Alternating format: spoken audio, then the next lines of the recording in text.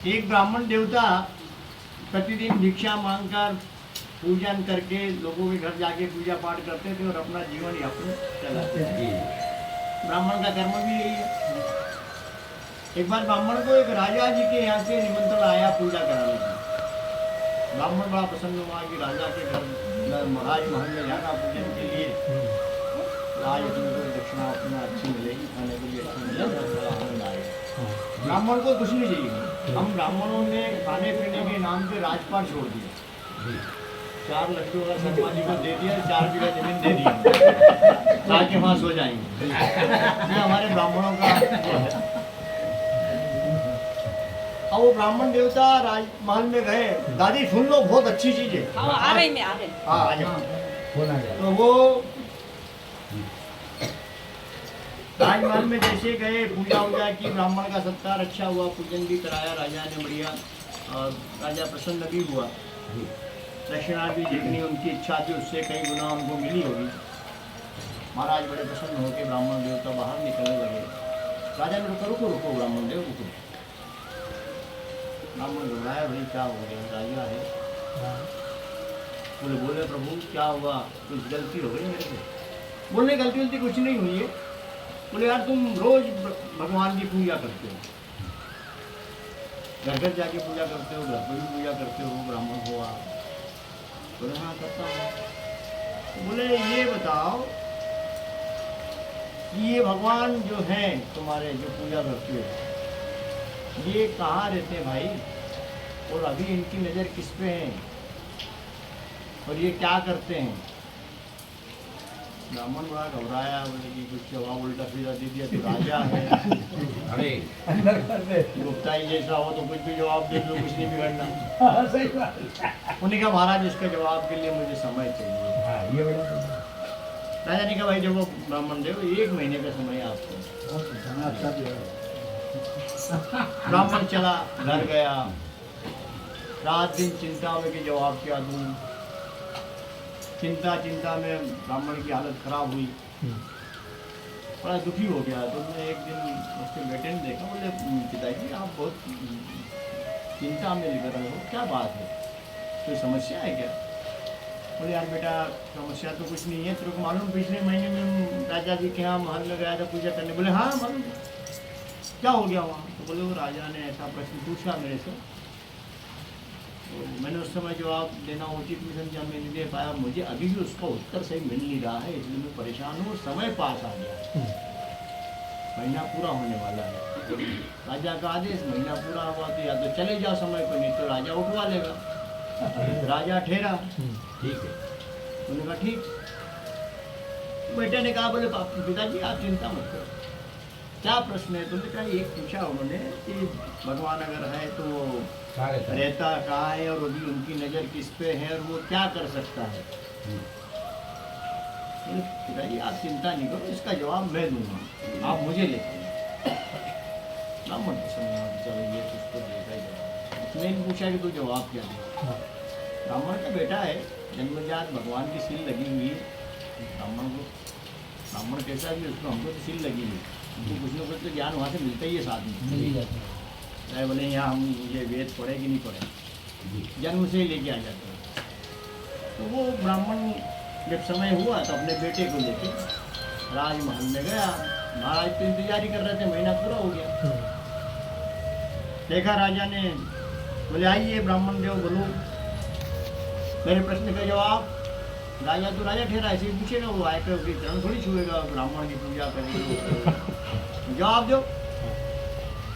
बोले राजा साहब मेरे आपके प्रश्नों का जवाब तो मेरा बेटा ही दे देगा, मेरे को देने की जरूरत नहीं। बोले अच्छा बोलो फिर तुम बोलो। राजा ने अपने प्रश्न दोहराए तीनों। बोले मेरे ये प्रश्न जवाब दो। बोले राजा साहब जवाब तो दूंगा, लेकिन मुझे बड़ा आश्चर्य होता है कि इतने बड़े आप राजा हैं, आपके राजघराने में कुछ सम्मान उम्मान नहीं होता, किसी का सत्कार नहीं होता, जो आया वैसे ही पूछ लोगे? तो राजा को समझ में आई कि यार गलती तो करी अपने, उन्हें कह रहे नहीं पता। तो बच्चे को आसन वासन दिया, लड़के को उठाया, दूध का एक गिलास आया उसके सम्मान के लिए, दूध का गिलास उस राजा ने चलती में से निकले उनके ब्राह्मण के बेटे के हाथ में दिया। ब्राह्मण के बेटे ने गिलास दूध चुप सा लिया हाथ में और उसमें उंगली हिला, देखे उंगली हिला, देखे राजा परेशान हो। 15-20 मिनट होगी क्या सत्कार किया है तू, कह रहा सम्मान नहीं करना, तेरा सम्मान नहीं किया, तेरे को बिठाया, ब्राह्मण का बेटा है, ब्राह्मण पुत्र है, तेरा सम्मान करा, तेरे को दूध दिया तो पी नहीं रहा, उंगली डाल के देख रहा, क्या है क्या है दूध, तो बता तो सही क्या है, क्या करना चाह रहा। बोले महाराज आपके पहले प्रश्न का जवाब ढूंढ रहा हूँ। बोले मेरे पहले प्रश्न का जवाब? बोले मैंने सुना है कि दूध में मक्खन होता है। बड़ा आश्चर्य होता कि आपके राज्य में तो बिना मक्खन का दूध है। इतने बड़े राजा और बिना मक्खन का दूध दे रहे हो मेरे को। उन्होंने कहा बेटा पंडित जी ऐसा मक्खन थोड़ी निकलता है, इसको गर्म करना पड़ता है, फिर थोड़ा ठंडा करना पड़ता है, फिर इसमें कढ़ाई डालना पड़ती है, फिर इसका नहीं जमता, फिर इसको मथना पड़ता है, तब जाके वो मक्खन निकलता है। बोले यही तो उत्तर है आपके प्रश्न का। भगवान कहाँ रहता है तभी तो पता लगेगा, जब मथोगे, जमाओगे दही, फिर उसको मथोगे, मक्खन निकलेगा।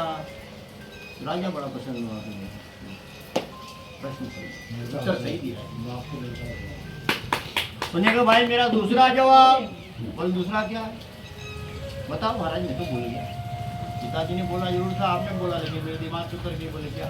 बोले दूसरा जवाब ये कि भगवान देख किस तरह, किसकी नजर है, किसकी तरफ नजर है उसकी। नहीं महाराज इसके जवाब के लिए मुझे एक मोमबत्ती की जरूरत है, एक मोमबत्ती। इशारा करा, मोमबत्ती आ गई। मोमबत्ती आई तो उस ब्राह्मण के बेटे ने उस मोमबत्ती को जलाया और राजा से पूछा कि राजा साहब इसकी रोशनी कहाँ है? राजा ने कहा भाई ये तो चारों तरफ फैल रही रोशनी, मोमबत्ती की रोशनी सब तरफ है, ये बल्ब जल रहा, सब तरफ प्रकाश दे रहा है। तो बोले आपके दूसरे प्रश्न का उत्तर ये। बोले क्या? बोले भगवान की नज़र सबके कर्मों पे है, जो जैसा कर्म करेगा वैसा फल पाएगा, चाहे वो 7 कोठरी में छुप जाए या वो ये सोच ले कि मेरे को तो कोई नहीं देख रहा, वो तो देखता है। जो आजकल हम जाते हैं ना कहीं भी कि आप कैमरे क्या लिखते हैं वो, हाँ, तो वो उसको लिखने की जरूरत नहीं, उसकी तो लाइट बंद होती नहीं है। तुम कौन सा कर्म कर रहे हो उसको सब पता है, वो देखता है। राजा बड़ा पसंद। बोले भाई मेरे आखिरी प्रश्न का उत्तर।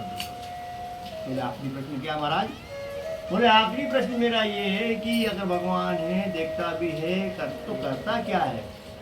बोले राजा साहब इसके लिए आपको मेरी जगह आना पड़ेगा। राजा को तो उत्तर चाहिए था। राजा ने कहा कोई बात नहीं। राजा उसकी जगह आके बैठ गया। बोले तुम्हारा? तो बोले मैं तुम्हारी जगह। वो बालक, ब्राह्मण का बालक राजा की कुर्सी पे जाके बैठ गया और राजा ने कहा भाई जवाब दो। बोले महाराज यही तो जवाब है, भगवान यही तो करता है। मेरे जैसे भिखारी, भिक्षावृत्ति करने वाला ब्राह्मण का बेटा राजा बन गया और राजा रंक बन गया। इतना प्रसन्न हुआ वो ब्राह्मण के बेटे से। ये सत्य कहानी, उस राजा ने उस ब्राह्मण के बेटे को अपना निजी सलाहकार बना दिया। ये सत्य घटना है इसी राज्य में।